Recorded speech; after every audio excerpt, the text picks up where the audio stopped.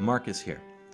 Now I want to remind everybody of our pact that for every 1,000 subscribers I receive on this channel, I will give away one copy of Cyberlink's PowerDirector 13 Ultra software. So please consider liking this video, sharing it, subscribing, or even just listening to the very end.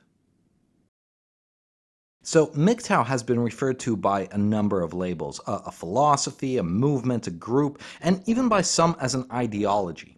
Now, in the tradition of the Socratic method, before we can answer the whether or not question, we must first ask the TSD, or what is it question. The reason we do this is that it is hardly suitable for us to know whether or not MGTOW is a philosophy or a movement until we first know what MGTOW is. So this video will try and work through an account of MGTOW. However, unlike most accounts that have been offered before, I won't attempt to assert a definition as much as deride one based on metaphysical argumentation, while trying to keep the number of premises introduced to an absolute minimum. And the ones I will introduce are not in dispute by the MGTOW community. Also, as I go through my arguments and apply terms and ideas not common outside of philosophy, I'll clarify them in an abridged fashion so that you get a good, if not perfect, understanding of the terms. So let's explore the sentence itself that MGTOW is an acronym for. So MGTOW stands for men going their own way. Now, the most common way this sentence has been interpreted is that there is this group of men out there somewhere who just go about doing their own thing, whatever that may be. And this sentence alone is often cited containing the definition of MGTOW. So let's run with this idea and see where it gets us.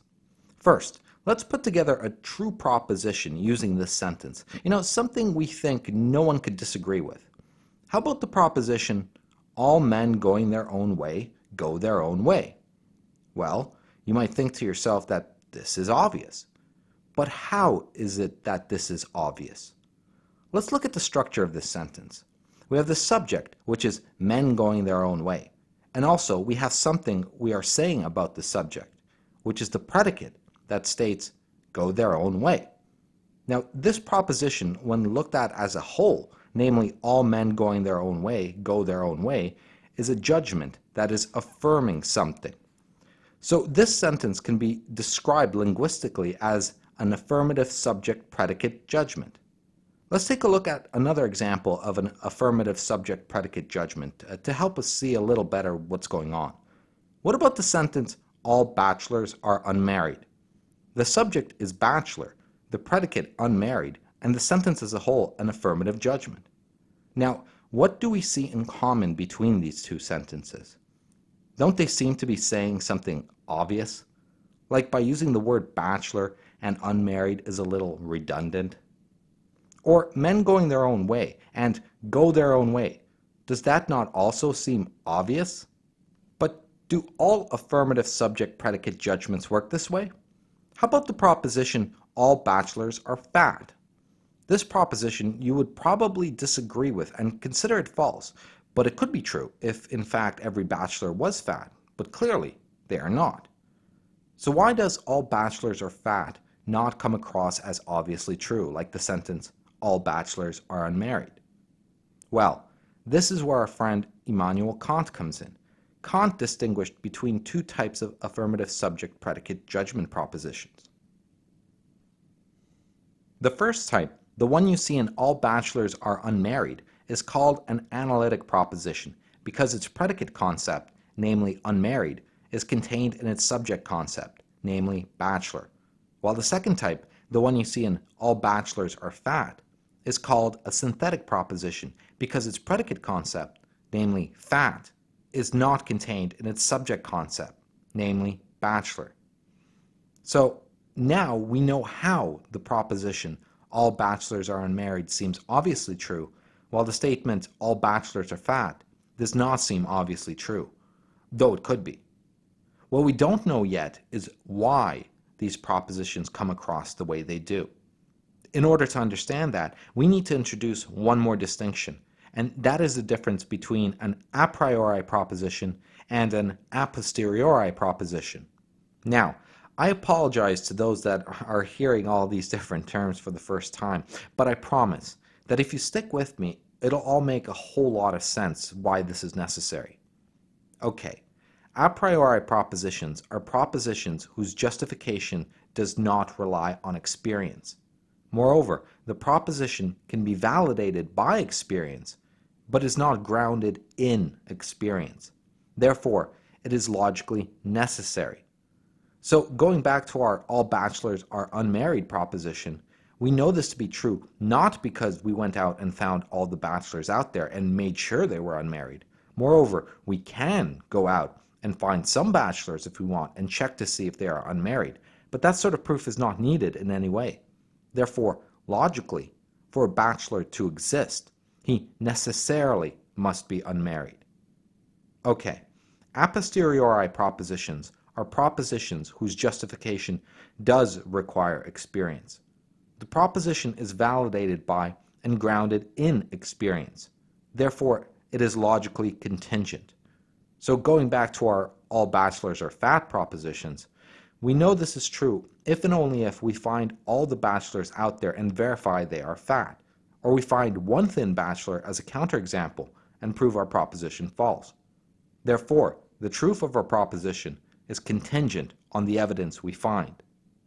An easy way to remember these two terms is to sound them out. A priori, prior, prior to experience, and a posteriori, post experience. So prior to experience or post experience. So let's now tie it all together. All bachelors are unmarried is an analytic a priori proposition because the subject concept bachelor contains the predicate concept unmarried, and we know this proposition to be true without the need of any experience. And all bachelors are fat is a synthetic a posteriori proposition because the subject concept bachelor does not contain the predicate concept fat, and we can only verify if this proposition is true through experience. So now that we're on a roll, let's tackle some MGTOW propositions. From what we said before, all men going their own way go their own way must be an analytic a priori proposition, therefore true and logically necessary. All men going their own way are men is also an analytic a priori proposition, since the predicate concept men is contained in the subject concept men going their own way, and therefore also true and logically necessary.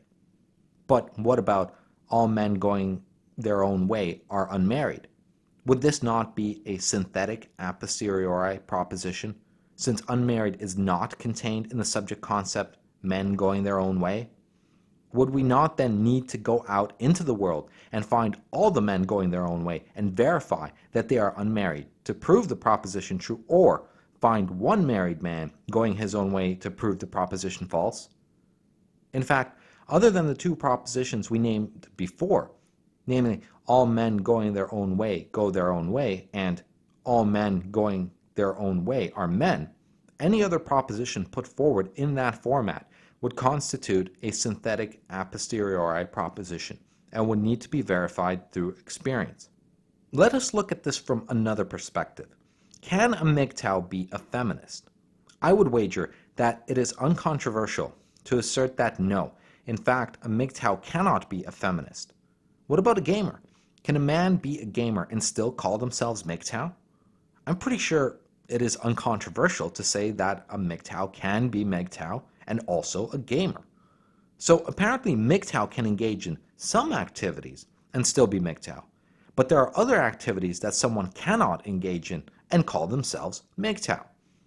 But we seem to be unable to determine what a man going his own way can and cannot do just by evaluating the sentence that constitutes the acronym MGTOW. After all, their own way seems to imply decisions freely chosen by a man, and as all decisions anyone ever makes are freely chosen, well, if free will obtains, then any decision a man makes can constitute their own way. So with this realization, does not the sentence, all men go their own way, and therefore men going their own way, itself become an a priori analytic proposition, with the predicate concept their own way contained in the subject concept men? After all, don't all men have free will? In fact, the sentence men going their own way can be shortened to simply the word men and not lose any meaning. It would seem then that trying to give an account of MGTOW by just looking at the phrase men going their own way really tells us absolutely nothing about MGTOW. So MGTOW as an acronym, or as the expanded sentence, men going their own way, must be nothing more than a symbol, a placeholder for meaning. No different than words like judo or elephant or car, computer, or anything like that. So we find that anyone trying to argue for a definition of MGTOW by simply invoking the words men going their own way has no idea what they're talking about, or at best can only be saying that yes, in fact, they are men, which for any man to state is merely to state the obvious and uninteresting.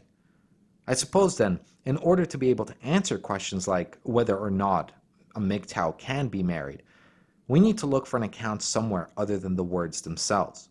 So, though the inquiry we have undertaken in this video seems to have ended in failure, as in we have not managed to put together a sound account of MGTOW, well, at least we now know what MGTOW is not. And it is not the acronym MGTOW, nor the sentence men going their own way. In future videos, I will take up this challenge again, and hopefully with better results.